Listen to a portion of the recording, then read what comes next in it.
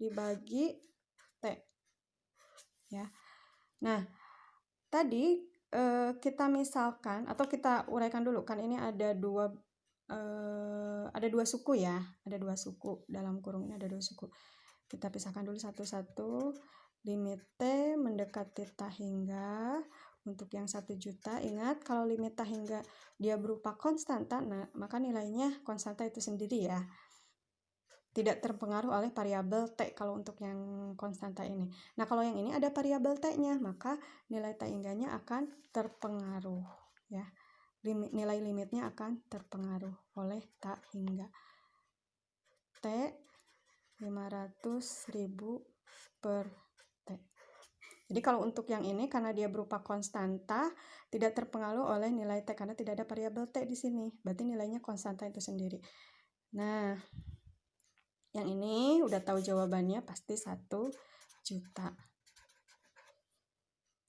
Yang ini kita kerjakan seperti tadi. Kita misalkan ya. Kita misalkan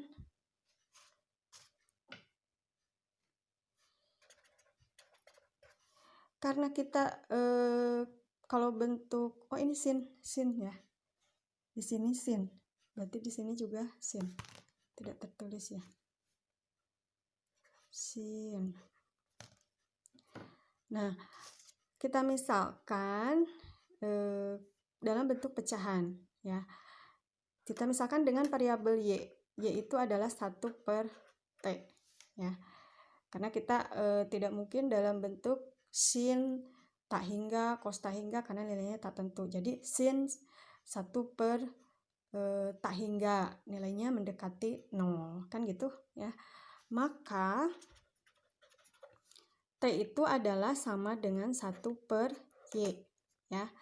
Ingat tadi jika kita substitusikan nilai T-nya tak hingga, jika T mendekati tak hingga, maka kita substitusikan T-nya tak hingga, maka hasilnya atau nilainya si Y ini akan mendekati 0 ya.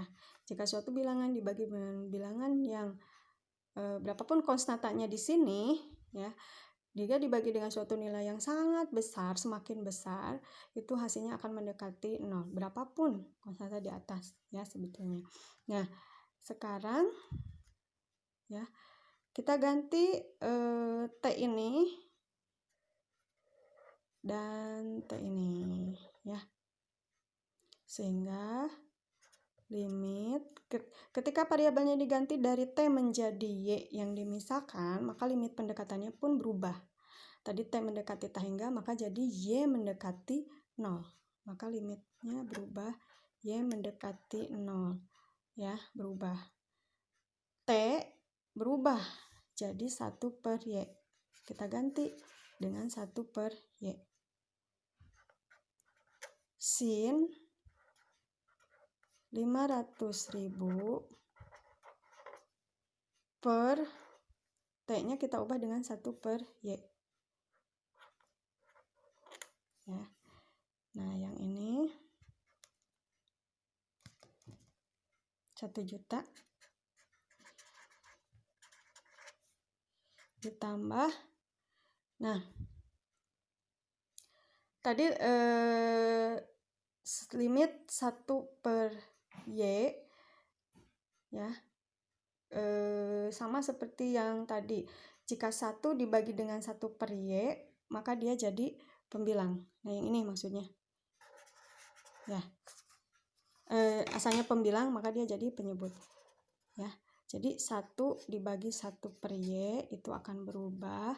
Jadi 1 dibagi jadi dikali. Asalnya 1 per Y jadi Y per 1.